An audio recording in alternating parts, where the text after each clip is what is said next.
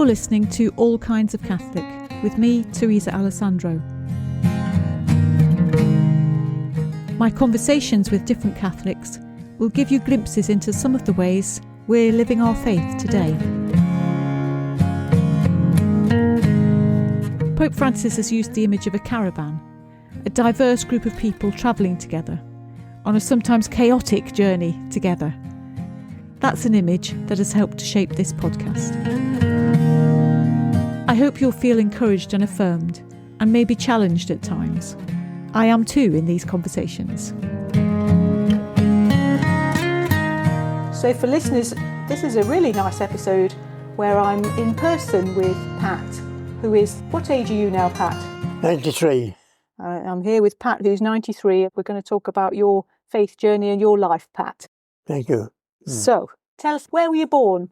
I was born in County Donegal in Ireland. Can you remember what it was like in Donegal in those days? Oh, I remember clearly what it was like, yes. So tell us, what was it like? The first thing I remember is the postman coming round telling us the war broke out. Ah, yes. That's something that stuck in my mind always, Right. for some reason. Mm-hmm. I was 7 years then at the time, mind you, was. Did you even know what that meant? Not particularly, no. Oh. No. Not at all, really, no. But it was serious. Listening to people and all that, like, I never even fully understood it, really, I didn't. Then as the years went by then, I did understand it then. We were told at school quite a bit about it. Right. And so what kind of work did your family do? Did you have a farm? Were you in the town? Outskirts of a small town called Dunlow, our population about 2,000 to 3,000, only just small. We just had you wouldn't call it a farm, but my father grew a lot of his own stuff, he did, and kept his own cows, hens and all that. We kept all that sort of stuff, we did, yeah, those years. And did you go to church together as a family? I always went to church together, that was the main thing always. Yeah. Never missed the church. Church was priority no matter what. And then as I grew up, then different things like the first Friday of every month, I remember making my first Holy Communion and my confirmation. Right. And do you remember the priest that you had then in the church? Oh yeah, very well, yes. One of the worrying things about it was there was a priest came to the school before, a week or two before that, to give you a test. And that used to be a big worry always. But thankfully I was missed that day. I didn't have to answer any. Okay, well, I'm sure you'd have been fine.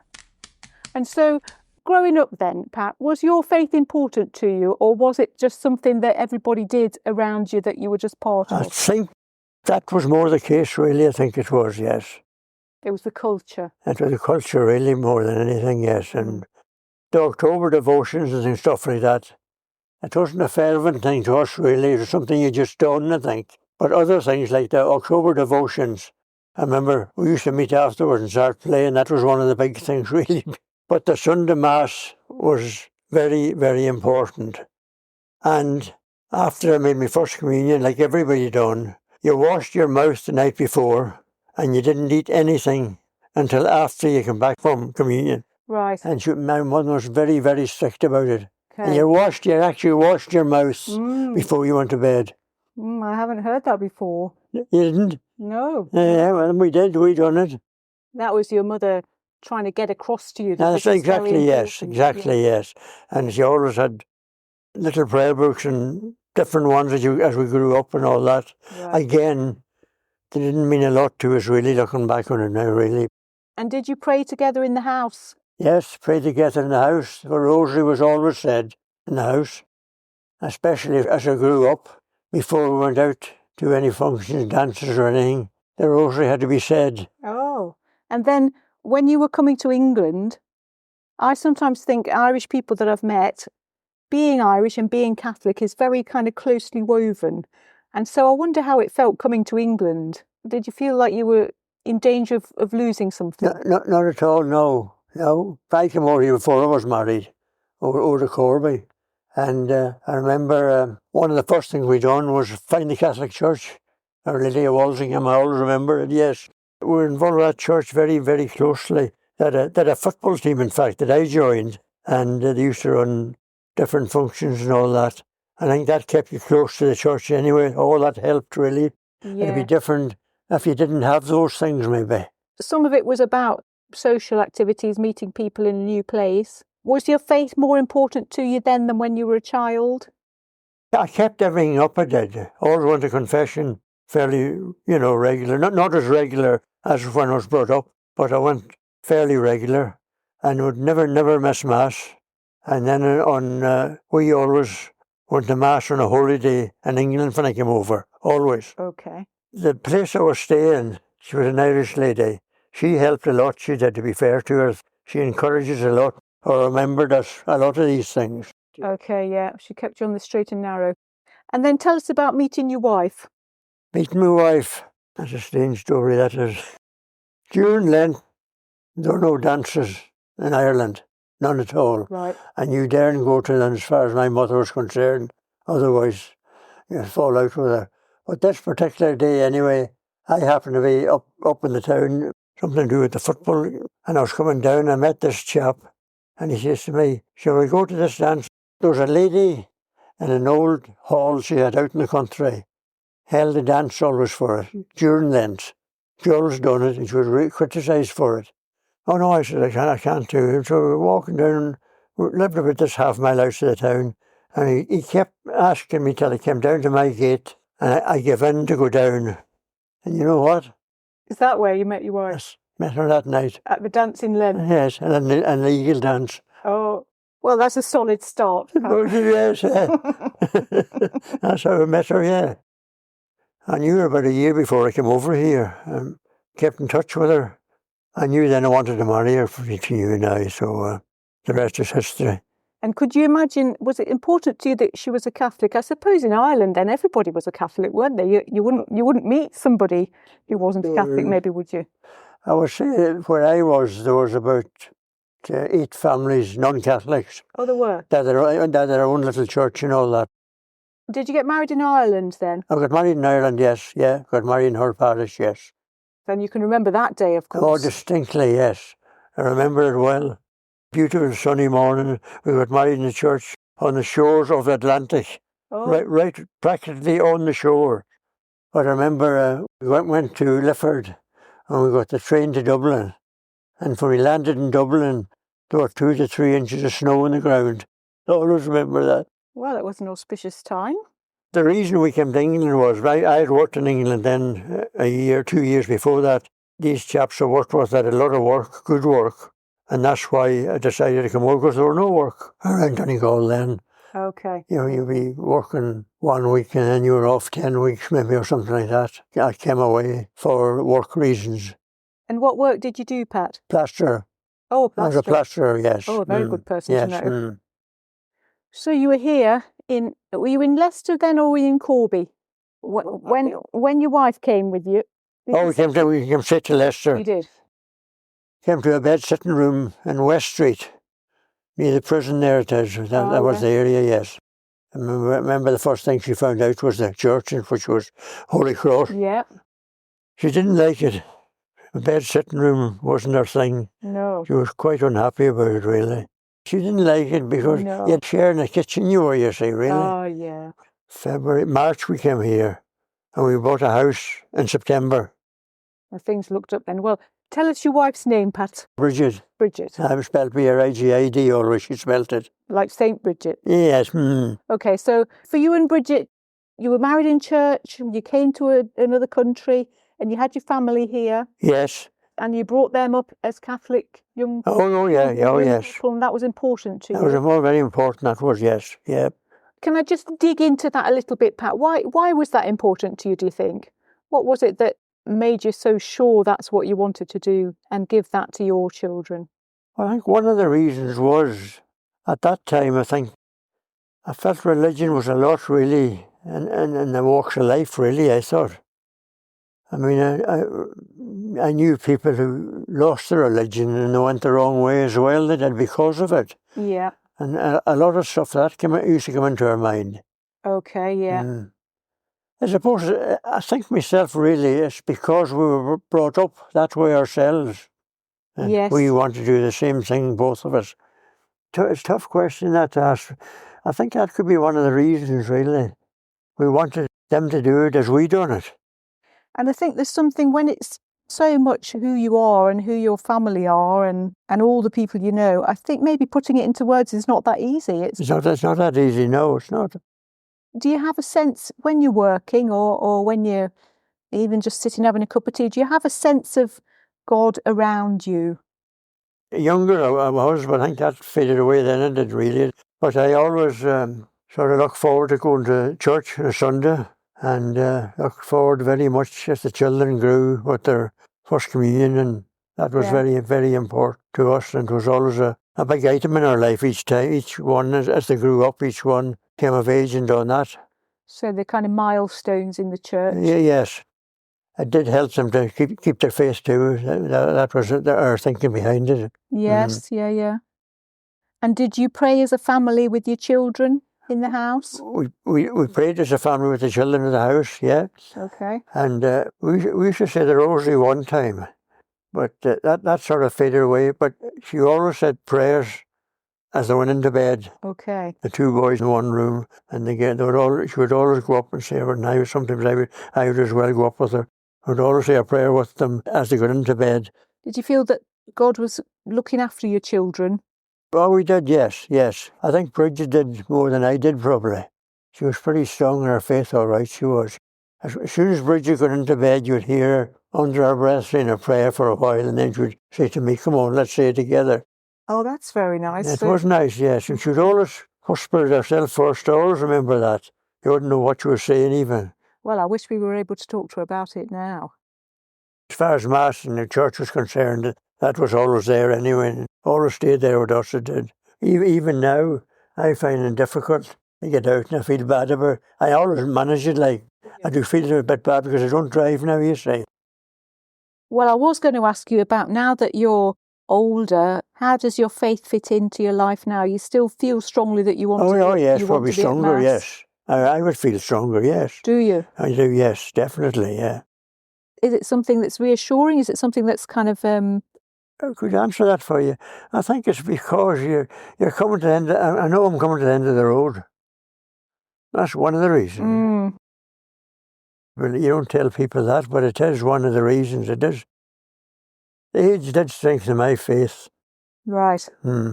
Still strengthening it very young. Probably not so much middle life. Yeah. But now in later years, definitely strengthened me. Yeah. Right. And so, what does that look like then? Would you go to Mass more if you were able? I would do now, yes. And do you pray a little bit more yourself? Pray at going to bed always, yes. I always do that.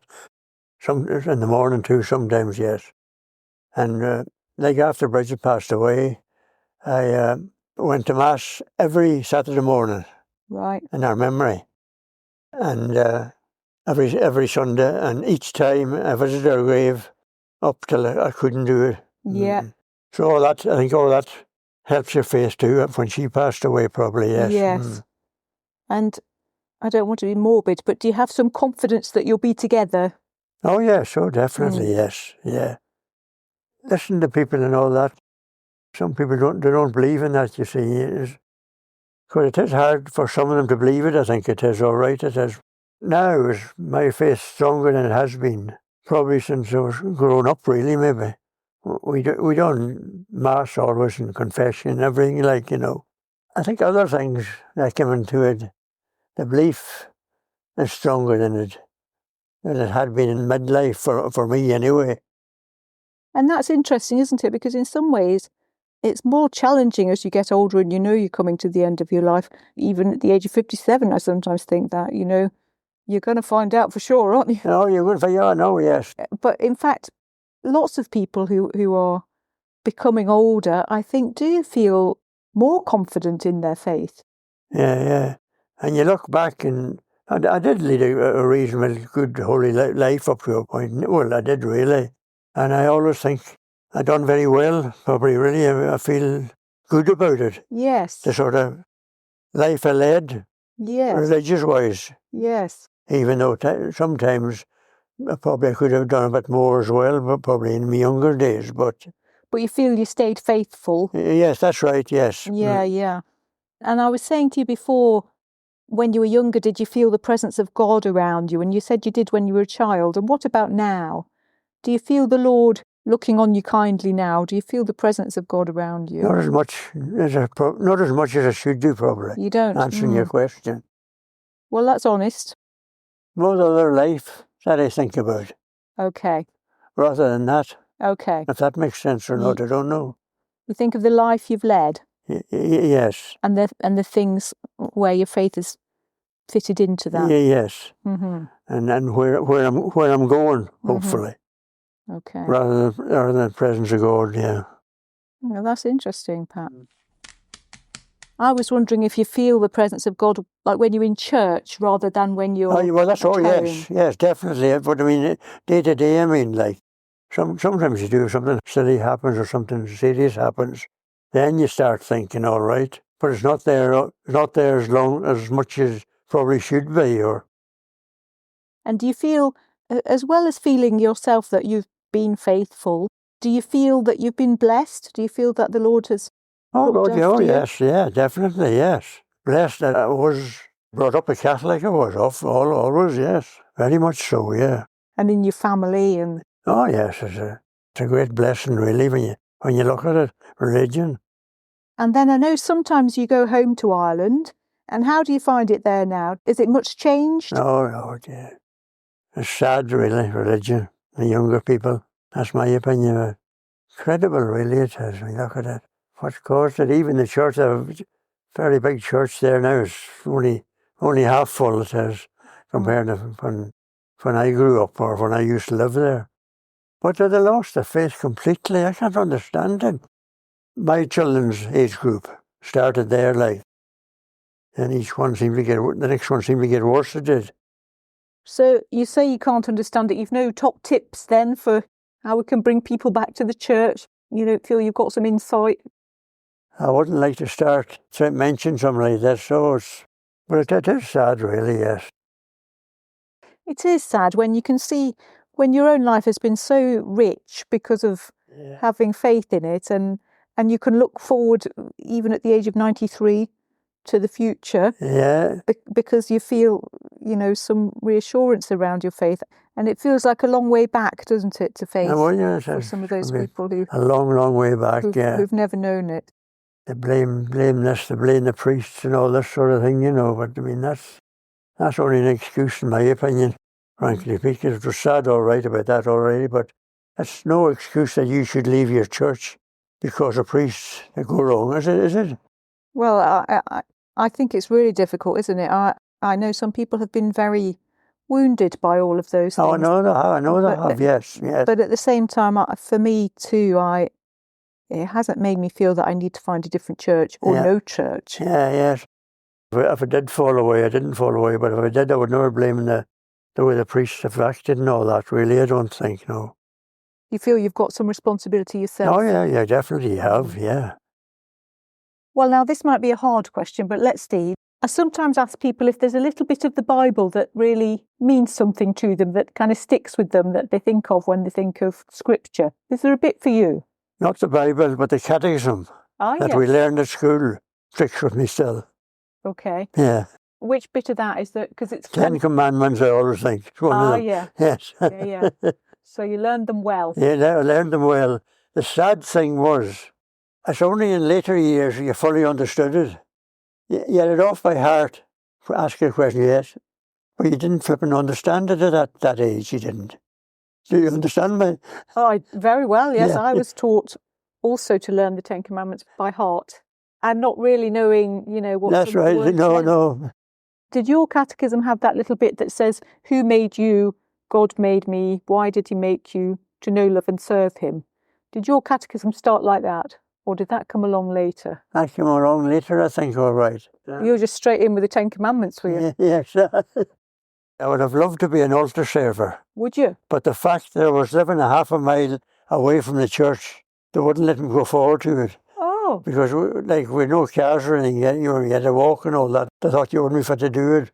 My teacher, Mrs. Eddy, we called her them years, she put it to the parish priest, and he said, no, we have a rule, and if they're outside a certain distance, they wouldn't be fit to come here in wet weather and all that.